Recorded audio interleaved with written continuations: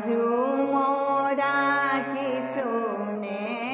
सोहाय आजू मोरा किछु ने सोहाय आरे परिवार के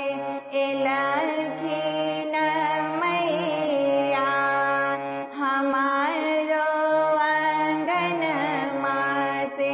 जुड़ल नयन माँ चरण में गेलौं लपटाय चरण में गेलौं लपटाय अरे सुन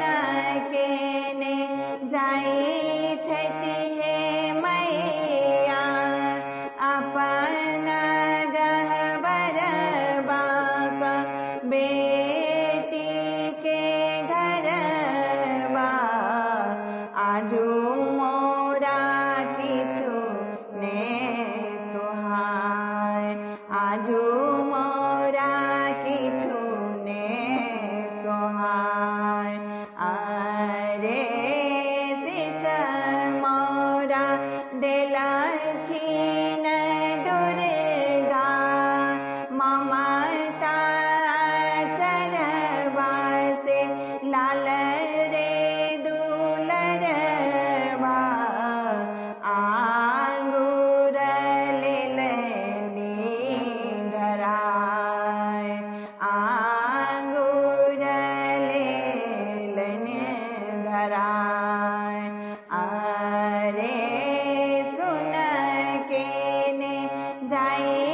छथि हे मैया अपन गहबर वास बेटी के घरवा आजू मोरा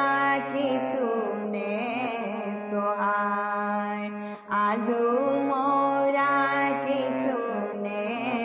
सोहाय अरे माए माए केलौं 10 दिन साझा रे बिन सरवा से पूजन के बेरवा किछु मोरा बिसरल ने जाय किछु मोर बिसरल ने जाय अरे सुन के ने जाई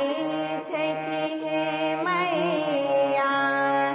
अपन गहबर वासे बेटी के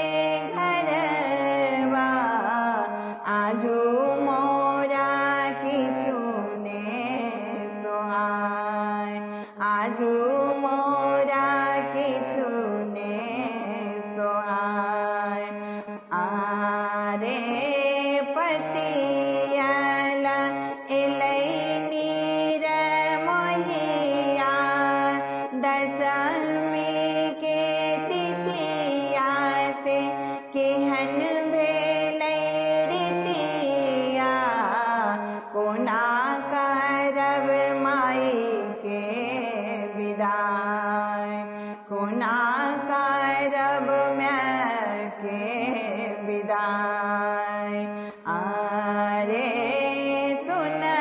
के ने जाई छथि हे